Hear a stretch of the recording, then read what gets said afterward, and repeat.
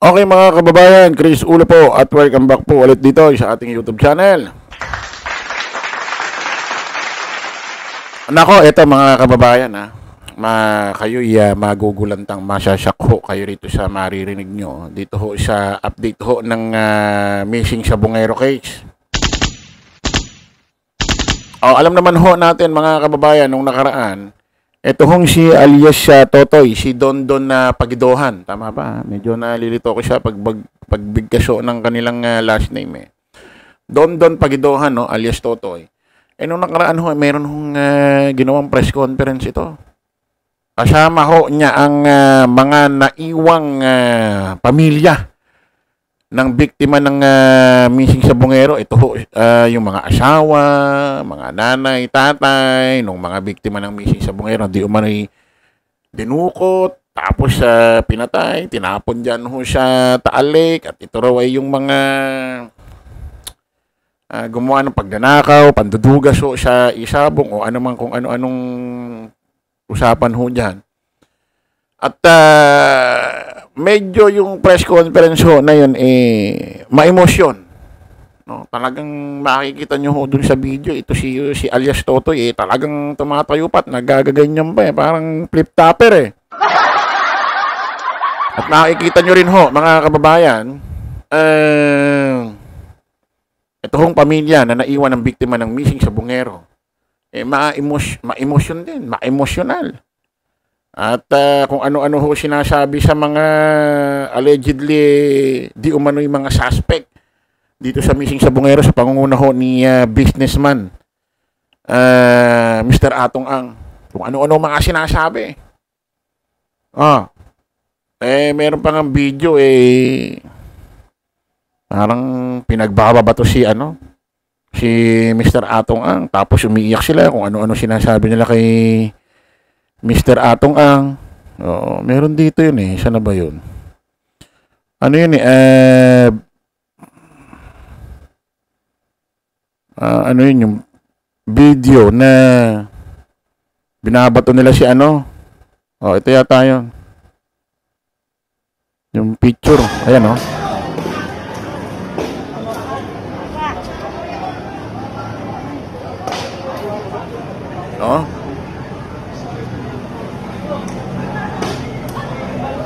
Ano yan?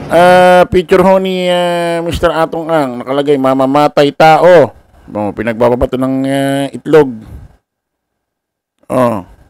Misa para sa missing sa Bungero. Sa CHR.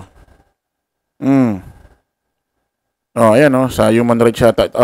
Pinagbabato yung larawan, poster ni Mr. Atong Ang ng itlog. Ayan.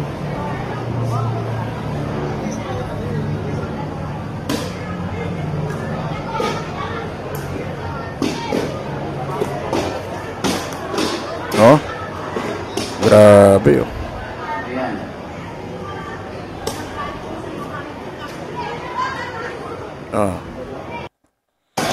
ayan mga kababayan. Ay, sorry po, may sumingit. So, ayan po mga kababayan, makikita natin doon, bukod sa press conference, bukod sa press conference si Atong Ang, mga interview ng mga pamilyang biktima ng missing sa Bungero, mga maramdamin nilang mga pahayag, tulad itong ginagawa, pinagbababato yung mukha ni Mr. Atong Ang ng itlog ng mga naiwang pamilya ng missing sa Bungero. Tapos may mga na-interview pa dyan na ganito, ganyan, di raw sila papaareglo. Kaysa ganyan, kaysa ganito. Abay, eto na. Harapin na natin ang katotohanan. Alam niyo ba mga kababayan, bukod sa kabila ho ng nakikita nating mga mararamdamin, madadramang mga talumpati ho ng mga pamilya na naiwan ng biktima ng missing sa Bungero, mga press conference, mainit na pahayag, at may mga ganitong eksena pa na pinagbababato ang muka, larawan, picture ho ni Mr. Atong Ang ng itlog na itlog na pang-ulang. Baka maisip nyo. Eto, may binulgar ho si Sec Boying Rimulya na kung saan ay may mga ilang miyembro ho ng pamilya na naiwan ho ng biktima ng missing sa Bungero ay nagpabayad na daw. No, hindi natin alam kung kanino sila nagpabayad. Ang ganito.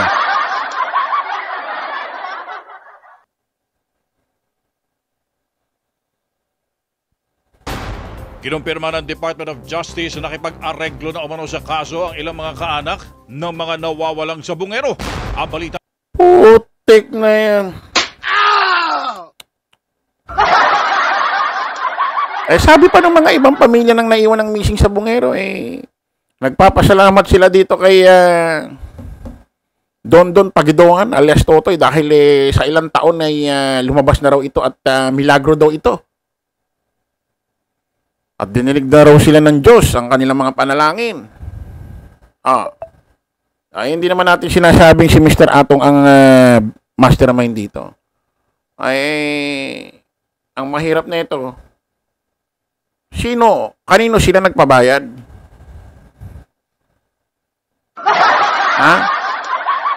Malinaw, kinumpirma na raw asan yung mga press conference, yung mga paiyak-iyak, padrama-drama na ganito, ganyan, hindi pa pareglo.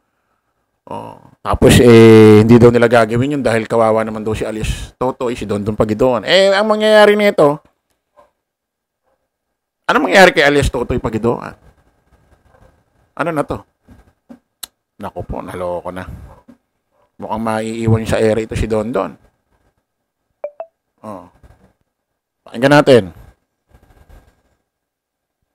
Balita mula sa DOJ, hatid ni Radyo Patrol, Steve. Steve.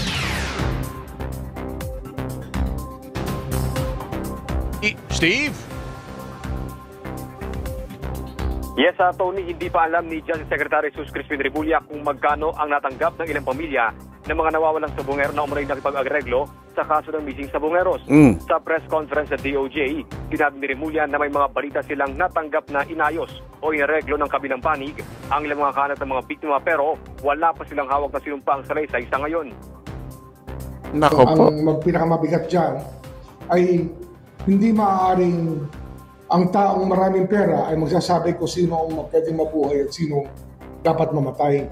Hindi po gano'n. Wala nga tayong death penalty rito Pero kung pera ho magdidictate niyan, ano na mangyayari sa lipunan natin?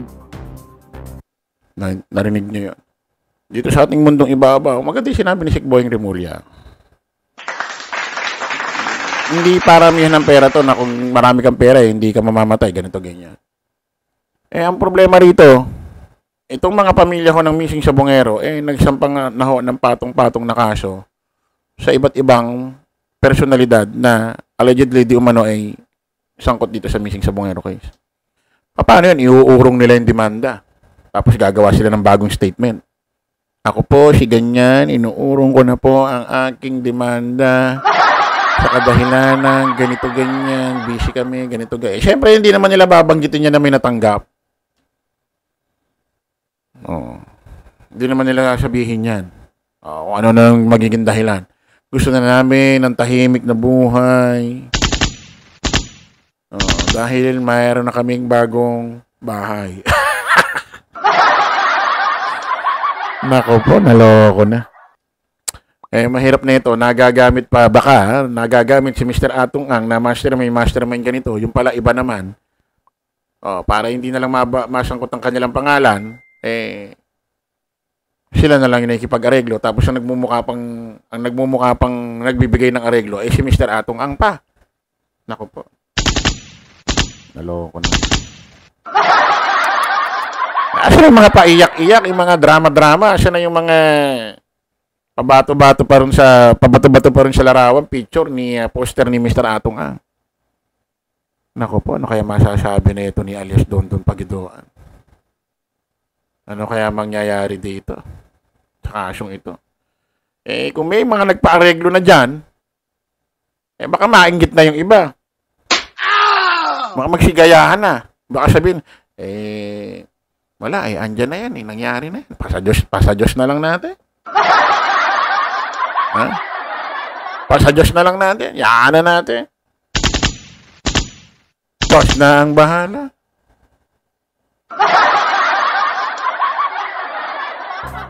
Samantala, minamadaling na rin anya ng DOJ ang proseso para maipasok na sa Witness Protection Program si Julie Patidongan alias Totoy, kasunod umano ng mga natatanggap nitong banta sa buhay.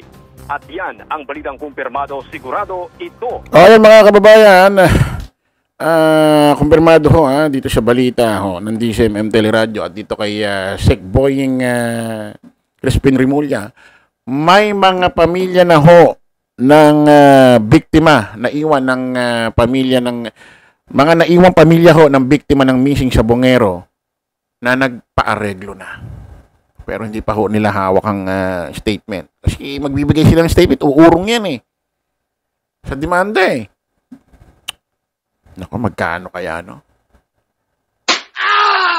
Magkano kaya... Kano kaya bigayan?